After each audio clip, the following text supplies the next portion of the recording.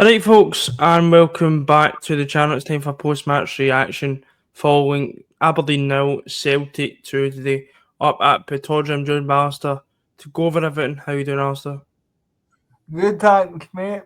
Please bear than I was after the cup final, tell you that. Aye, pleased, but I think there's also stuff. Well, obviously, I think we're pleased as well, but I think there's also stuff that needs to Nothing be to kind of said. But obviously, two things can be true at the same time. Alistair, we're obviously getting to the lineup. What did you think? Obviously, it was pretty self-explanatory. We thought Nygren did. I was kind of pleased that Yang was nowhere near it, but I was kind of surprised. Like I said in the preview, I thought Yang would start this leg. And I hang well later on if we needed it, but no, I was quite pleased for Forrest to start, but pleasantly surprised. I Aye. probably had no problems with it, really. No. I thought it was the lineup was probably what you would expect. Probably. And Nygren obviously kept his place. Ida Forrest and Maeda up front started as well.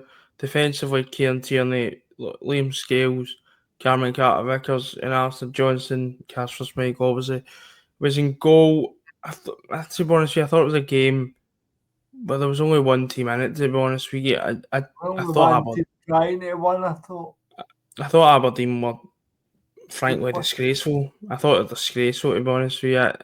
For a team that are meant to be trying to invest money and trying to invest and trying to kind of be in a driving force, I don't think they'll be anywhere near it this season. Aberdeen, personally, I was shocked with them. I expected a harder game, to be honest with you, but I'm not taking anything away from Celtic, but the standard at Aberdeen was quite frankly atrocious, to be honest.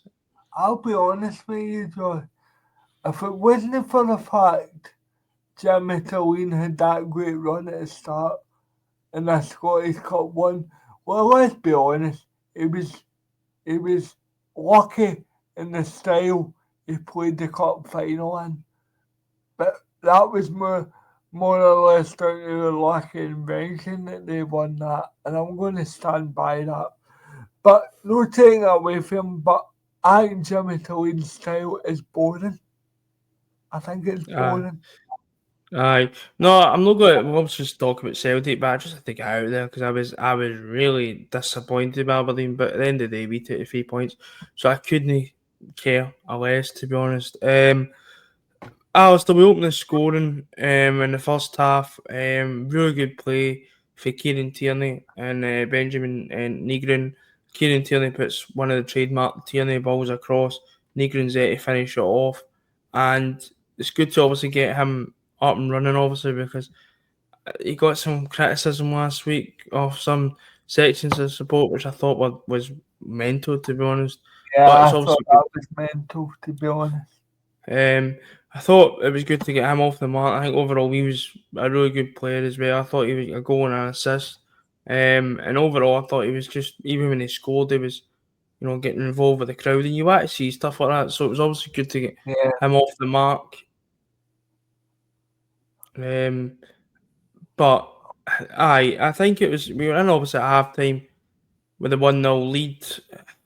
Still, at the second half, I thought Aberdeen would have come out with a bit more than what they did, but at the same, it was just Celtic kind of controlling the game. You're just looking for that second goal, and to be honest with you, I'm going to be perfectly honest with you. The front three was toothless, to be honest. So it was hard to get that second goal, but Alistair, we did get the second goal, and it came in spectacular fashion from Real HATATE. Nygren cut the ball back. HATATE, what a finish, and off the underside of the crossbar. I mean, no I'll, keeper, I'll and take it. one I'll take it for here, John. I'm the original Hatate fanboy, and that is why. I mean, I think he's one of the very few players in Scottish football that could have done that. Possibly, I'm going to say it, possibly the only player that could have done that. because the technique, there's always something special when a ball goes in after crisper and the sound it makes. And that's a decent keeper he beat for that yards. I mean, Mitov arguably was Aberdeen's best player, if you want me to be totally honest. But I think I think to be honest, the goals Hatate is just a genius. He frustrates at times, but he's just a genius. And we're lucky to have him, quite frankly. No, I thought the finish was honest. It was incredible, to be honest. The way he managed to get it kind of up and then on under the side of the bar. Obviously, beat Meathoff, who's no exactly a slump when it comes to a goalkeeper. I thought, and then at that point, I thought Celtic were in complete control. There was a few bits and bobs of complacency that could have got Aberdeen back in the game, but as I said, with Aberdeen, they did not look like they were going to get back into the game. And I think Celtic, by that point, just kind of controlled the game, to be all honest. I think we just completely controlled it for that point on, and obviously got to 3 points. Alistair, obviously, the positives are obviously players like Nygren getting on the score sheet and players like Tierney playing well. Hatate also Alex coming up with a Johnson goal. had a good game as well, I I thought thought. Alistair Johnston was fantastic, to be honest. It was for real game had a real physical edge to be honest with you. It looked like Celtic were out to kind That, of prove a bit yeah, to that's prove a point. good. Um, so I thought defensively we were solid enough. I don't think we were up against too much, but I thought when we had to deal with anything apart from one or two issues, we dealt them pretty well. Midfield thought functioned really well. The negatives now, Alistair, and there was negatives. I'm not going to sit here. Don't get me wrong, and people don't jump down my throat. I'm really, really happy that we went up to a tough place. PITTODRIE always is tough to get up there and get a result after Rangers dropping points for the second week, by the way, in Yeah, and succession. you can thank us for that because we made a complete pig's ear in the preview, Uh, but uh, then with the um, deal, we'll probably go to an Aberdeen game behind. So thank us for that, folks. um, but obviously, that's what I'm saying at the start. You can, that two can be right at the same time. You can be happy with when I'm got a result and further ahead of their rivals. They've dropped points. You can laugh at them, whatever else. But you can also point at the negatives. And I don't want to come in here and be negative. I'm not going to be negatives as such, but there was stuff that alarmed me. Nothing's First, changed, the front three really. needs major extreme work. Extreme work. Maida was terrible. If I'm being honest with you, I don't think he was anywhere near good with Maida that we know. But yeah, again, he's trying to deal.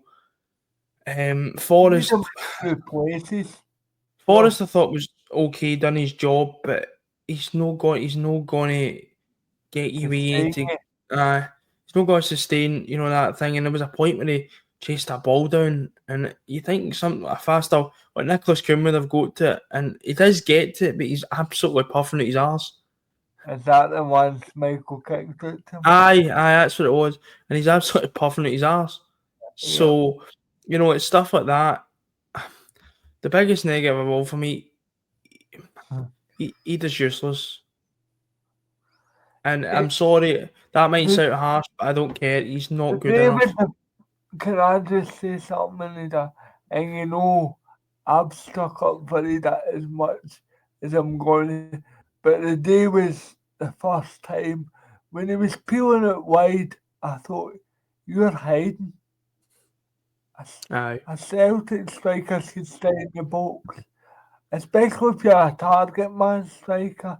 And some of his hold up play was just, oh. And It was, you it was, know, Josh, that's no me. I always try and up because I want him to do well, but I get the feeling of just flogging a dead horse. Like, he's had opportunity after opportunity after opportunity after opportunity now, and he's not done anything. I hate no. I keep saying I hate to dig him out, but there becomes a point you need to go, right, you need to point out the blatantly obvious, he's not good enough. I hate to say, he's just not. And Celtic really need to be looking into the striker market over the next few weeks, because Adam Eder is not good enough for And it, Celtic this season. and guys, we're 4 points clear, and I think it's a good thing we're saying this the new, because it won't sustain us over the Aye. course of the season. The thing It is, the won't. reason we're saying it, and it's great, obviously, of course, it's great that we're 4 points clear because they're rotten. That, and it's back to that thing again of, well, we still know at least we're slightly better than Rangers. And I think Celtic need to be looking a bit higher than that, because you don't know how they might become at what point where Rangers get that thing. I don't know when that is. That could be next year. It could be a few months' time. I don't know. But it's Celtic need to be looking for better. In the wide areas, Forest isn't going to sustain you for 38 games this season. And Adam Eder, his hold-up play just wasn't good enough. He's no. I don't think he had a notable, probably not even a shot, just a notable entry into the game. He can go, no, he'd maybe set up a chance and maybe Maida's missed it. No, he didn't even do it. I cannot remember it. I just cannot remember what he done. Adam Eder, unfortunately, and the Celtic board need to be watching that and go, we need attack reinforcements here. I'll be honest, Josh, I wasn't more impressed with Yamada's movement and the guy, and by then the tools had been put away, rightly so, because it was obvious to anybody that watched that game. As soon as the second goal went in, the ref could have blown the whistle. Aye. He could have. Aye. I know that's what I said, I think, but on our front three, it's obviously good. As I said before, and I'll keep reiterating this point, it's brilliant moving up to PITTODRIE and got 3 points and a good solid performance. But I think if Celtic had a sharper front three, you could probably win another 3 or 4, 5. And I'm not saying Celtic should be winning every game 5 or 6-0, but there's a few chances you're like, you need a bit more pace. Forrest did try his best, so I'm going to, because I think it's important. There's no point moaning at James Forrest, because James Forrest still goes out there and tries his best. And I'm not saying all Celtic players don't, but I just think we have to be looking at that attack, because that attack in the bigger European games, it's maybe okay you get by in domestically, but your bigger games against even Rangers. I know Rangers maybe in a bit of a difficult situation, but we know what Rangers are like. They can hanging themselves up for the bigger games and beating us. And the problem was last season we weren't really taking our chances against Rangers, and maybe in the European games. Now we're not creating enough chances. Buckets and buckets. But we're even creating bucket loads of chances, and that's because the attack, the front three just looks really blunt. The midfield, is chipping in, and that's the good thing. They're probably who have saved us, and the defence is keeping the door shut. But the forward line, serious work. Yeah, I agree. But I thought it was telling the day that Yang never even got on. But that's another thing, Alistair, because somebody said to me, I was sending another message. How many messages you need to send? I don't know. I don't really. Yet again, don't read into it too much, because he's already said the thing. There needs to be a winger brought in at Celtic Football Club and a striker. Or 2 wingers, and you play Maida through the middle, fine. But there needs to be at least 2 players brought in that attacking area of the field. Yeah. Because it's absolutely blunt.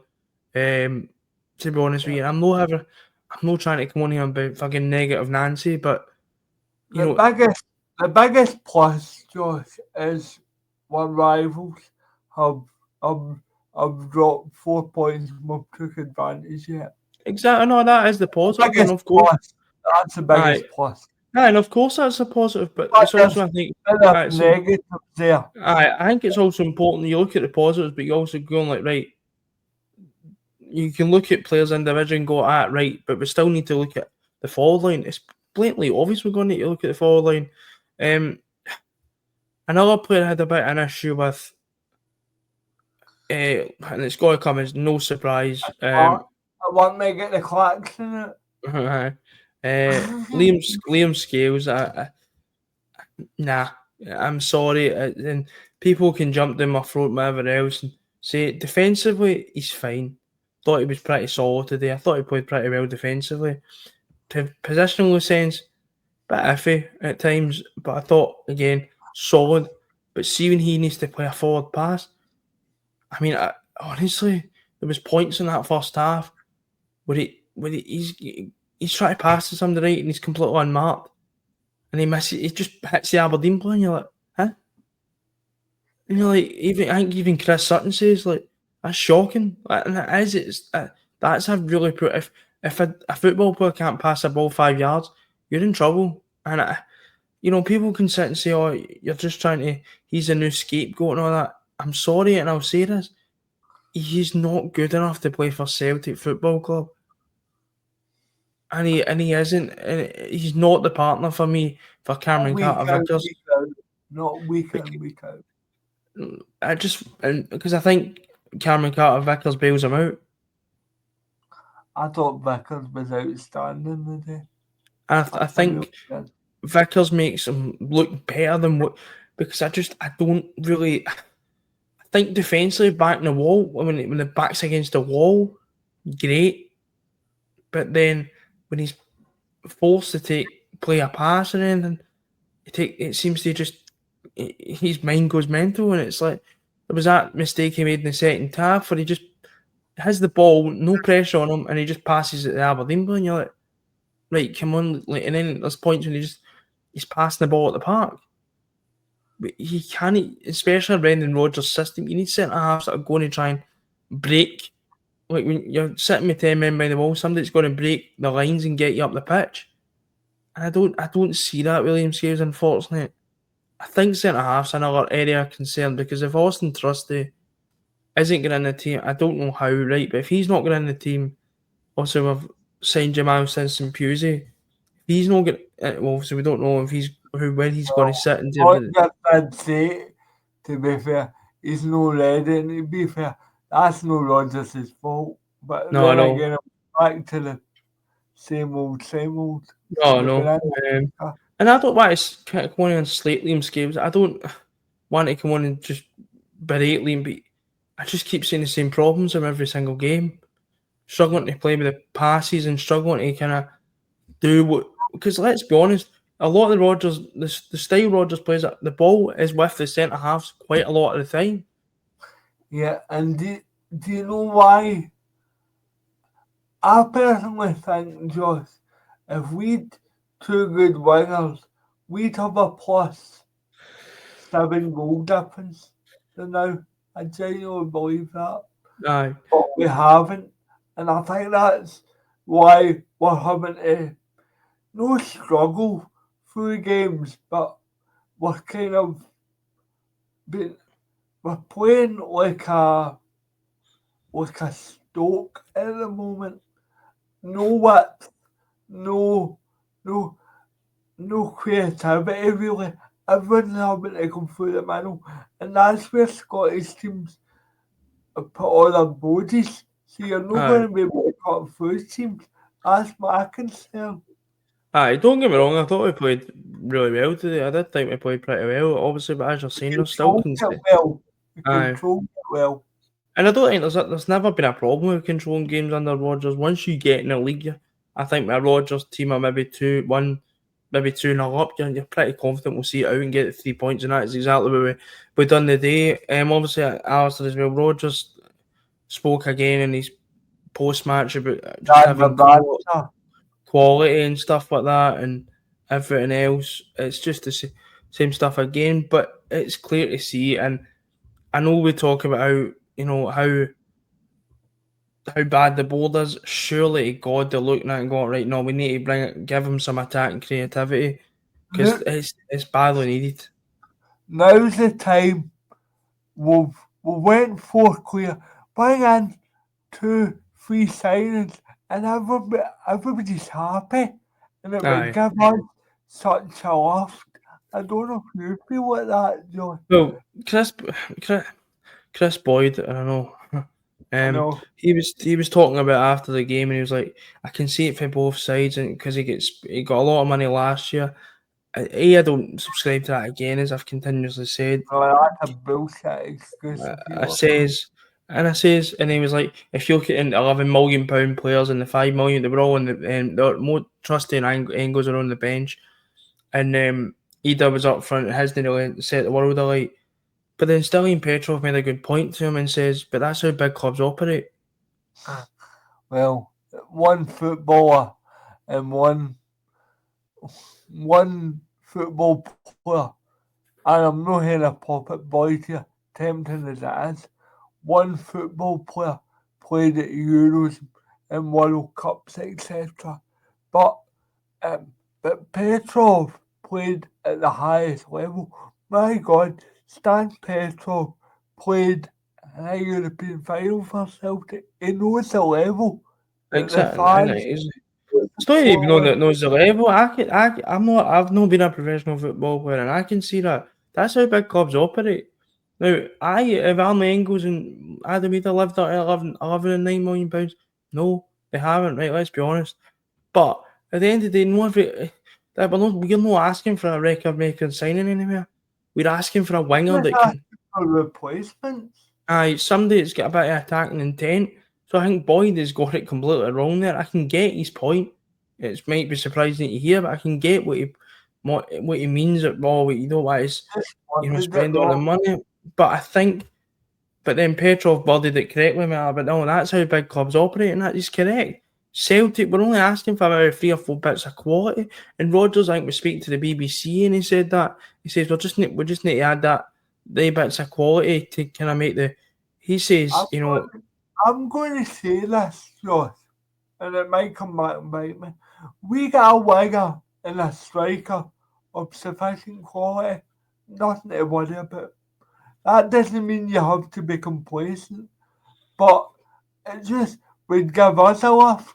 It would give the fans a lift because I think the fans are flat. I do. I I think think flat. and that's why I feel sorry because I think the team are doing their best to try and lift the mood a bit and the support at the moment. Yeah. I think that two good results to start the season against two difficult teams. We're not talking about Motherwell or Dundee. We're And the talking about St flan, Mirren and and the Aberdeen. flan, there you go. So it's two proper results, and I just don't. I just we need a few more bits of quality to actually We add to need this team. starter. We need Aye, starter.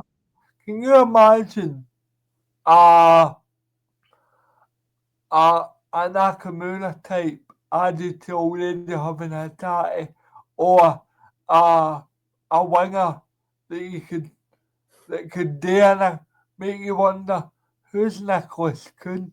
That's what I would like. aye.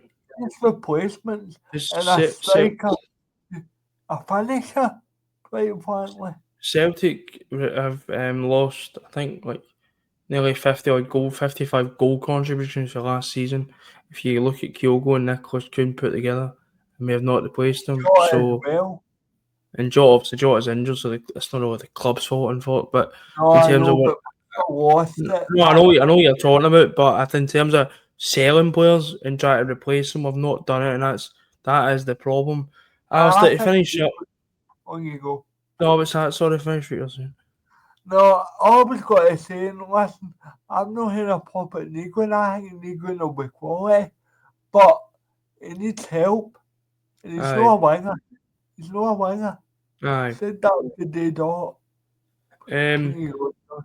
but no, that's what I was saying. Just before we finish up, any other thoughts on anything else in terms of the game? Just one thing, absolutely delighted for the captain. I thought it was immense today.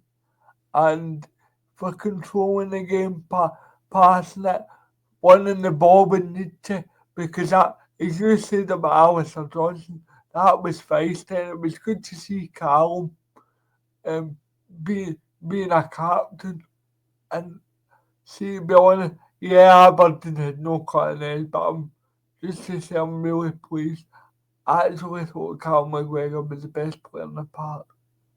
Chaz, I was going to ask you, who was your man of the match? Cal McGregor. Alan McGregor. I don't remember that. I thought. So I'm going to get Alistair Johnson. I thought he was solid today, to be honest. Probably up against their best player. Outfield player. I know he Best. was. And Kesselman did get away from me. I think McGregor and Nygren at one point in the first half, and he put in a standing tackle. So I'd say Alistair Johnson. I think he was solid. And I'll shout out as well for Kieran Tierney, again, who I thought was outstanding on that left hand side again. Obviously And got that's the actually assist. a pop at Greg Taylor, by the way. It's If night and Greg day. Taylor's if Greg Taylor's in the team, we don't get our first goal. No, it's night and day. But I would give it to Johnson. I just thought Johnson was overall really, really solid. But I thought Tierney was really solid as well. But I think Johnson I thought was pretty solid. And before we end up, Alistair's now 1-0 up on the score predicting thing. So well done. Never in doubt. Never in doubt, son. Could Aberdeen not have scored that last chance at the last 2 seconds? No, you But no, 3-1. Did I you know, know? no, just so they fucked up your prediction. Self-sabotage. Well, But no, I bet you were thinking, damn Casper Schmeichel's foot, by the way. We were saying that, they were still 2 no, minutes wasn't to it? Because it was still about 5 minutes to go. I was like, no, get the result of the line because you don't know what would have happened if that were in. But overall, I thought it was a really good day at the office. I'm And going to also, say something before we finish, Joy. And I'm no one for having pop back. I really need to call this out because it's annoying me. I thought Job beating was terrible. I thought for both sides it was horrendous, to be honest. I thought it was terrible. The handball for their shot in the first half, he's staring right at it. I, That's I just thought so. for both sides it was pretty bad. There was one he called offside that was the Aberdeen player was clearly onside. But no, I thought overall it was a good display. Obviously, we needed to get the 3 points. We've got probably 2 winnable games coming up before. Well, we should be winning in the cup on Friday night, and then winning against Livingston. Obviously, and then we've got Champions League I'll be qualifiers in between question. that. We'll do a preview for that, I'm guessing, but I would freshen it up a bit. I wouldn't Aye, be I've surprised if freshened it you up, but you also don't want to risk dropping points or because I out don't the think we've cup. got the depth at the moment to completely spruce up the thing. But yeah, I would So, like to see maybe a few changes, but obviously Senegal, for example. we'll do a preview for that at near the time. But I'm going to wrap it up there for this match reaction. Following Aberdeen 0, Celtic 2, Celtic go 4 points, clear ahead of our rivals and make it 6 points from 6 in the first 2 games. As I said, we'll be back at some point through the week if there's any transfer news, and we'll also be back with that. I'll crack the jokes. Well, hopefully, but we'll be back anyway at some point for that preview of the Falkirk game on Friday night at Celtic Park. Until then, we'll speak to you later, and hail, hail. Hill, hill.